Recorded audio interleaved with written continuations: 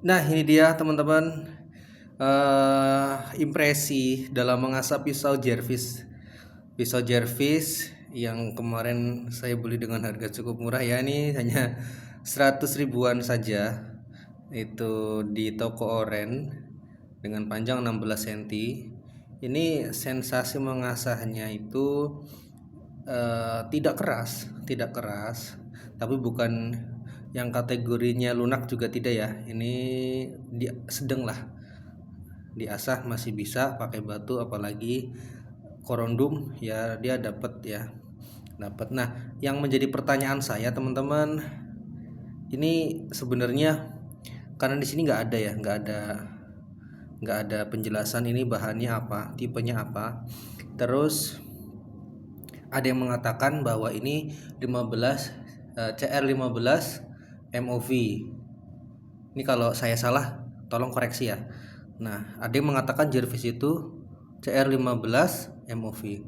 Saya tahun kemarin itu menggunakan pisau Isel yang 10 cm, pisau buah. Pisau buah 10 cm itu ada tulisannya tuh. Cuman pisaunya sekarang udah dikasih ke orang.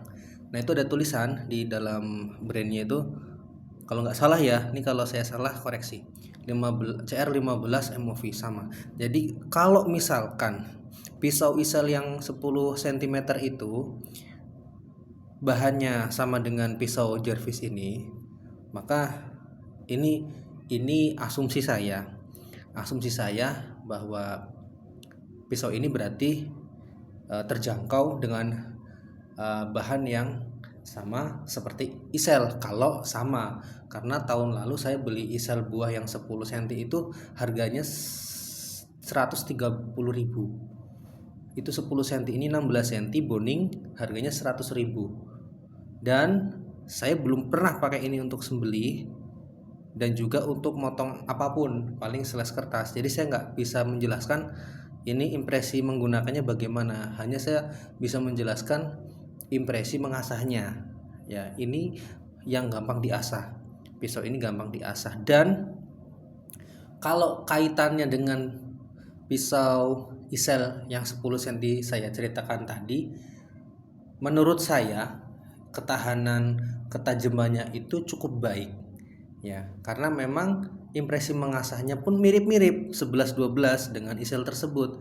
Dan ketika saya pakai tahun lalu untuk memotong domba, videonya bisa teman-teman cek di video saya sebelumnya tahun lalu, itu saya potong domba dengan teknik gaya tarik dengan pisau isel 10 cm itu 9 ekor tanpa mengasah, bahkan tanpa stropping, tanpa sharpening, hanya stropping kulit. Nah, itu saya pakai dengan menggunakan teknik tarik ya. Teknik tarik itu kan rawan rawan mentok tulang ya, apalagi pisau pendek itu saya pentokin tulang terus dari awal sampai akhir, saya pentokin tulang. Dan waktu itu saya mengasah, saya hanya mengambil matanya saja, saya tidak lebarin bevelnya, bawaan pabrikan sudah tajam. Itu ketahanannya cukup baik sampai di domba yang ke-9 itu saya seles kertas masih halus.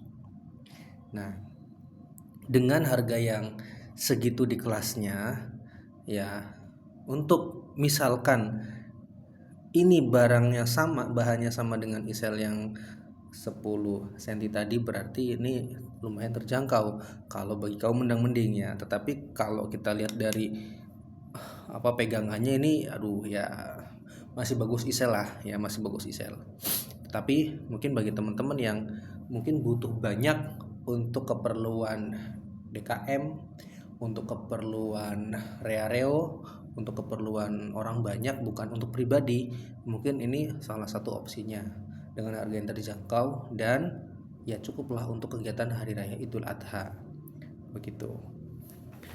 Dan untuk ketajamannya ini kemarin sudah di slash ya, sudah di amplas, asah sampai amplas 10.000, dan ketajamannya cukup bagus ya. Ya gimana ya, stainless lah ya, ciri khas pisau-pisau stainless begitu ya. Pisau stainless itu kelihatannya dipegang itu ya licin, tetapi ya ketika kena kulit ya nancep, kuku nancep gitu ya. Nggak seperti pisau karbon yang dia ada karakter gigitnya. Kalau ini cenderung ya tidak ya. Ya, tapi ya tajam. Ini untuk spek sapi juga udah bisa ya. Oke, terima kasih teman-teman. Insyaallah seperti itu.